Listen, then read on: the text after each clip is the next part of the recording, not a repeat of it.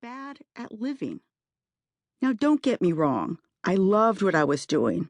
I was and always have been passionate about science. But could I get by on work alone?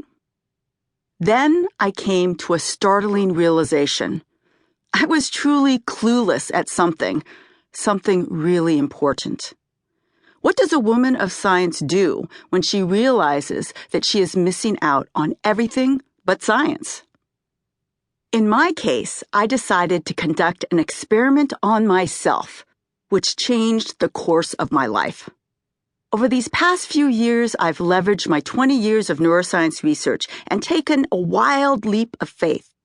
I ventured beyond the world of science and discovered a whole new universe of health and happiness that ironically led me right back to where I started. And an enormous, almost total transformation happened inside of me.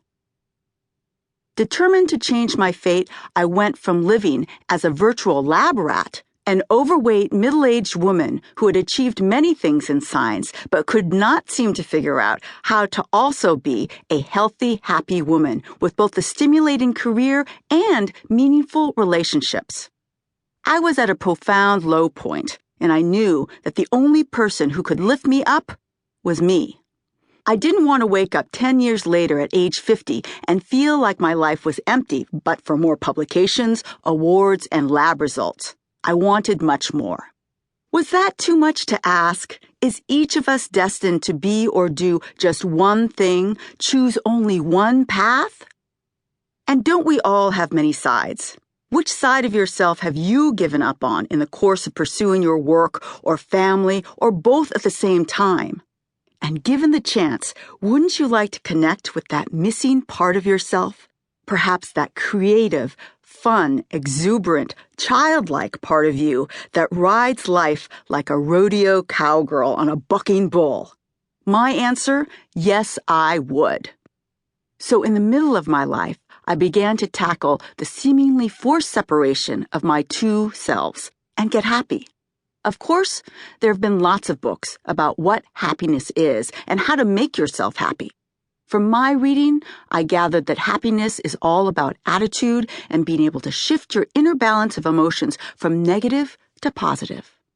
Happiness also seems to require a certain form of self-permission, as in, give up your attachment to being a stoic victim who is judged only by precisely how productive she is, and instead allow yourself to break free, explore, and create.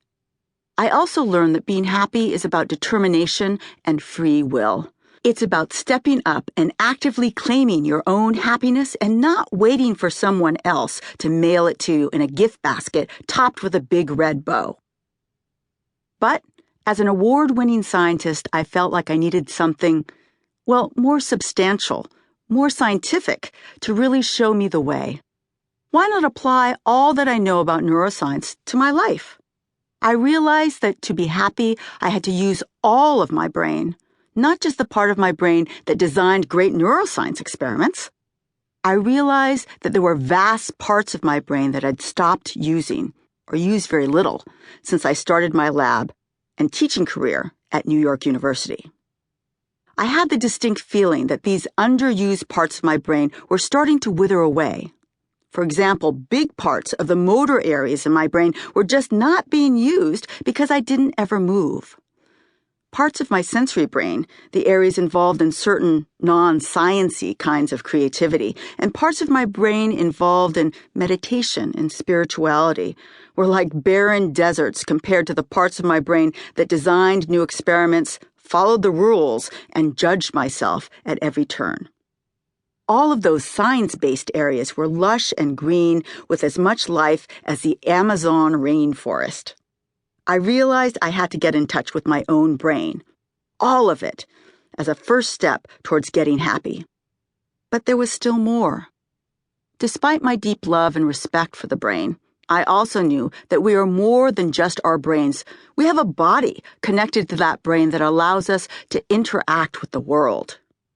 And it wasn't just parts of my brain that were not being stimulated. My entire body was being neglected. I didn't just need to stimulate the barren parts of my brain. What I really needed was to start